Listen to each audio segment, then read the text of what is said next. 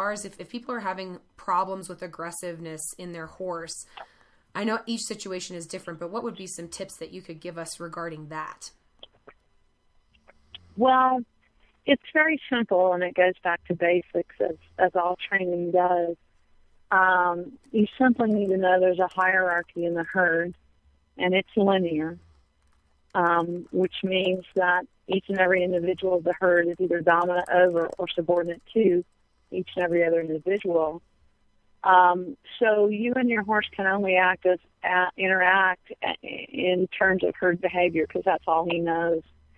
And he can only think of you in the herd sense. And so in that herd of two, you have two choices. You are either dominant or you are subordinate.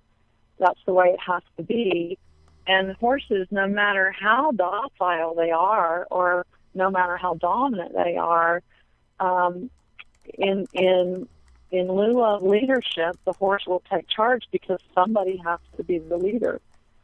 And so if your horse does not accept your authority, one thing I see a lot at clinics is that horses that are disdainful of their human, and I see all the time people that have been doing groundwork of whatever flavor for a long time, and the horse is doing all the little tricks and jumping through the hoops, but it is with a great deal of disdain and animosity, and it's pinning its ears back, and it's just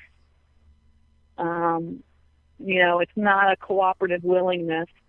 And but what happens is when people are not acting as leaders all the time, but then they keep trying to assert themselves as leaders, for instance, when they're doing the groundwork, the horse really learns to disdain them, because it's like, who do you think you are trying to tell me you're the leader when you so clearly are not the leader because of all these other things you do the rest of the time? And I tell people all the time, when I can't see, if I can see them in their interaction face to face, it's all real clear to me.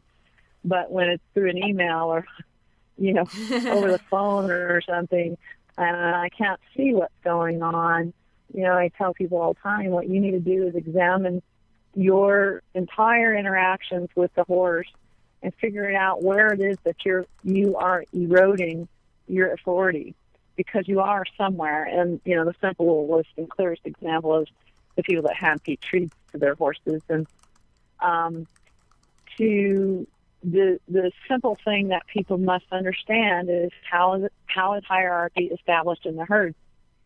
And it's very, very simple. There's only two factors involved in establishing hierarchy.